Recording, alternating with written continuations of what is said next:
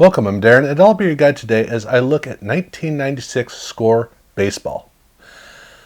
For 1996, Score needed to kind of clean some things up from the previous couple of years. In 1994, they created a gorgeous card set, one that really looked more like Pinnacle rather than Score. But they didn't design it for the parallels specifically, so it was pretty close. 1995, actually more of the same, but in 95 the biggest problem that they ran into was the fact that they had a lot of interactive stuff for collectors, which is awesome to find these little things, but it makes it a little bit cumbersome and kind of chaotic. So in 1996 they pulled everything back, straightened it out, really streamlined it, and made sure that the card set was going to work as a really good base level core card brand. It was a two series card set, and the cards were built they really refined the card design and tried to get it down to its essence. The card that they ended up making for the set was first built around parallels. It was a white border around the outside, and the rest of the card was very much stripped down. It was kind of streamlined in order to just get around to having a really clean, nice looking card. They got a little bit too carried away with it, and so the card lacks a lot of the punch that you would normally have a card really have. So this is one of those cards that when you look at it, you kind of forget about it. It's kind of that, oh, what did 96 look like? I can't remember. It's that kind of a card. It takes a little bit of the 1994 design for baseball and a bit of the 95 football design. There's actually a little bit of 95 football that did speak pretty strongly to how they built some of the things in the set. The card, like I said, it has a white border. Down at the bottom, it has a color band, a two-color band with a fade in it. This has a shade of the 1994 card design. Just a little hint to add a little bit of class to the card. Unfortunately, it pretty much blends in. You really don't quite notice it. And then up at the top corner at the logo, they did kind of a 95 football design where they have a tearaway. It works. This is kind of one of those sets where it's between a good idea and a good idea. And this particular year was kind of like they forgot to invest in it. They had to churn something out, and this is a forgettable design. On the card front, but actually on the card back it works pretty well. On the card back it has two stretches of color that actually do carry. They make a pretty good flash. But they stripped away a lot of the elements in order to focus on two main areas. One, a big image. They really wanted a big portrait of the player. And then the other thing was they have a big area for stats and for a write-up about the player. So that's the focus of this card. This is just getting down to, this is this year's card and these are the stats, and it works really well.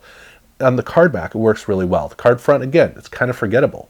But like I said, the card front was designed around a parallel. The parallel they had for 1996 was their Dugout Collection. And the Dugout Collection is a copper foil over the entire card. That's it.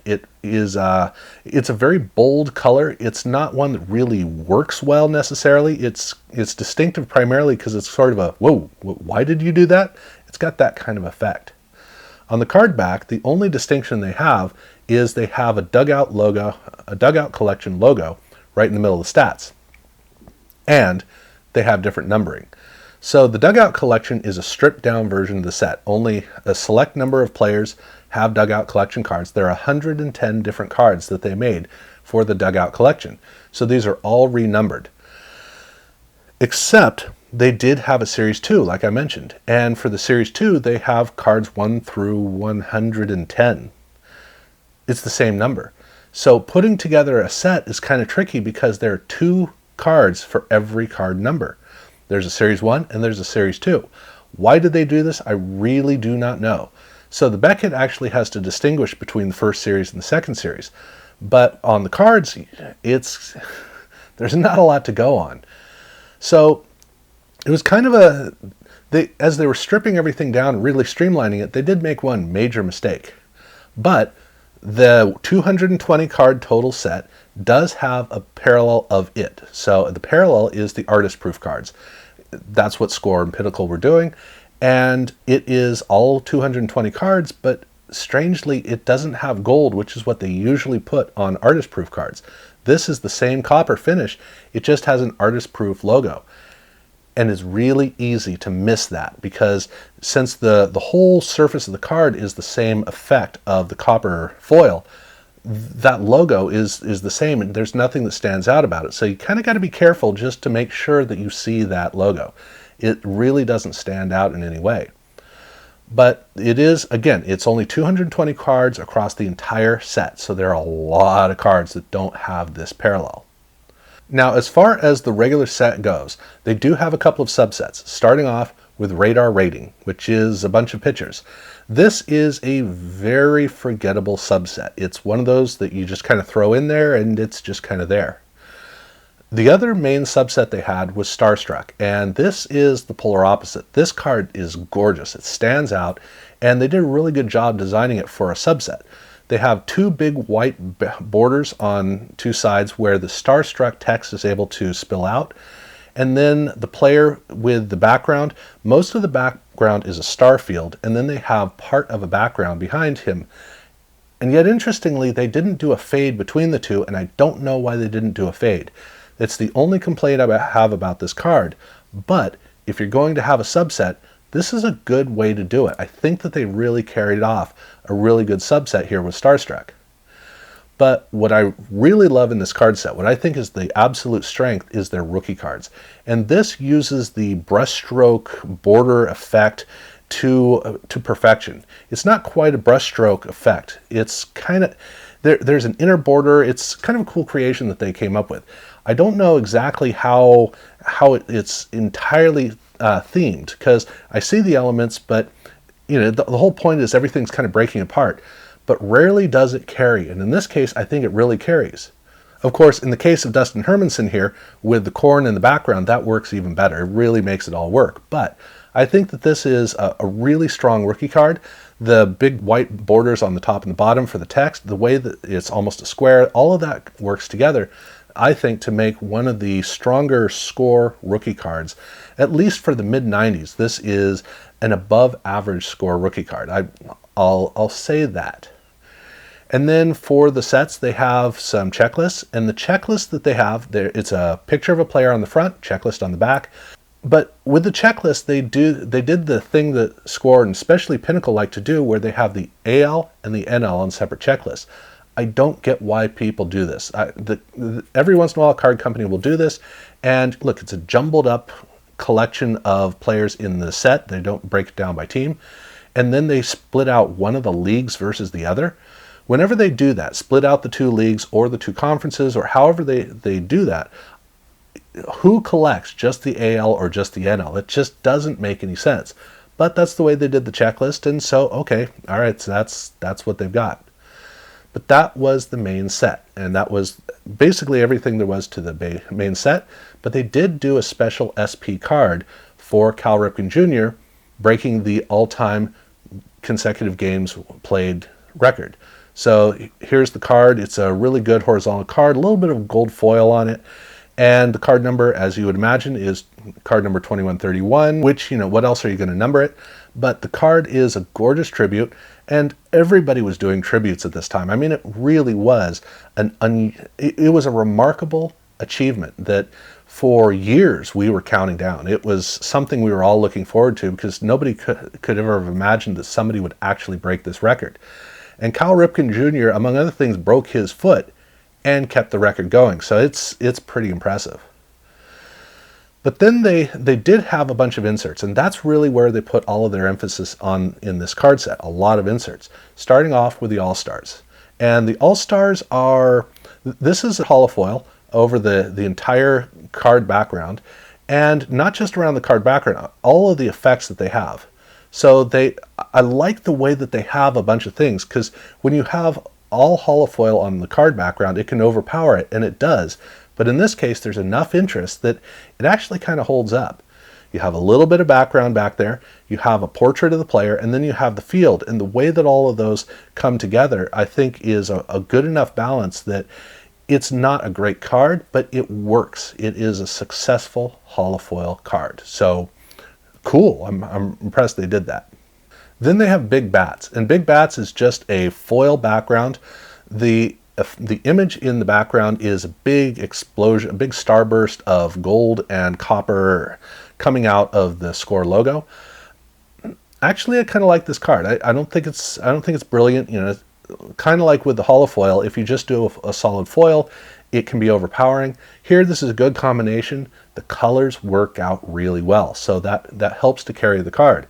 It does get a little bit old when you go card by card by card, but overall, for a foil card, works pretty well. But then I got to take exception and say, I love the Diamond Aces card.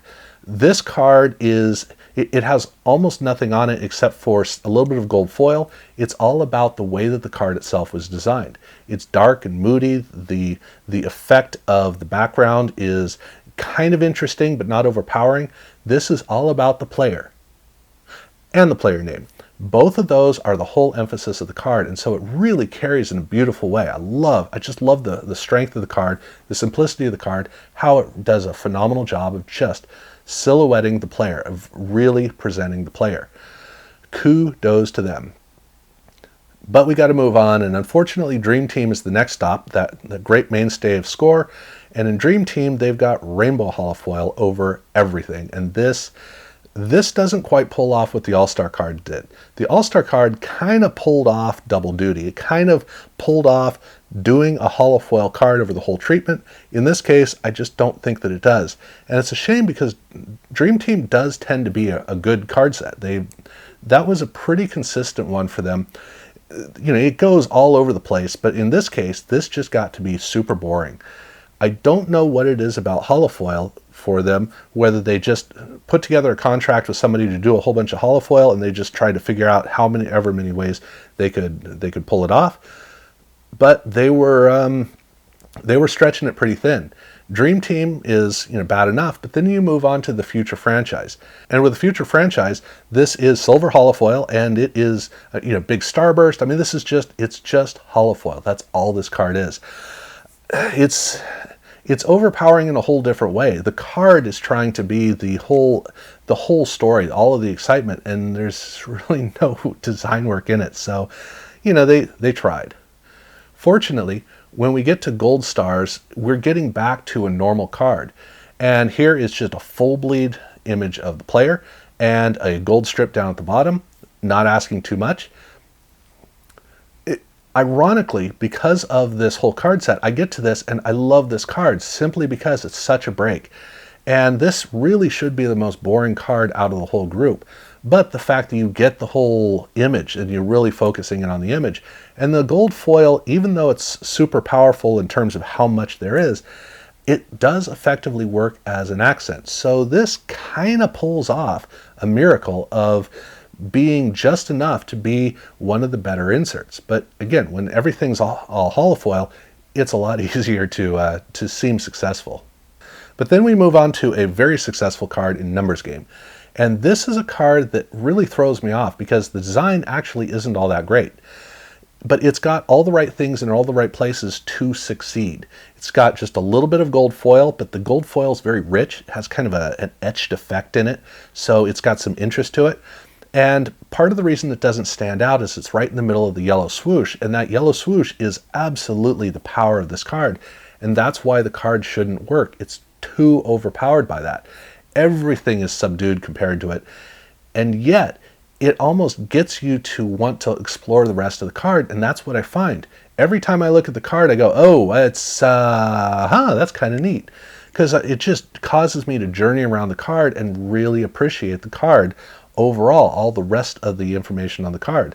This Yellow Brick Road really has me discovering Oz, if I may be so bold as to say that.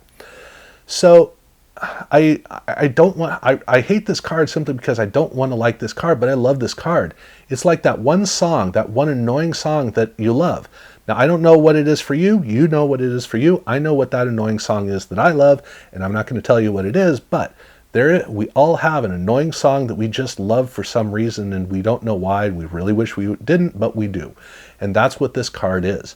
This card should not be likable, but it just has a little charm to it, just in the right place. I kind of like it.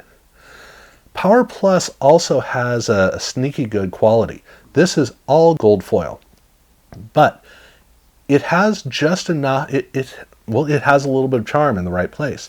The whole idea is that when the bat head hit the ball, there's this explosion of gold. That's basically how they designed the card.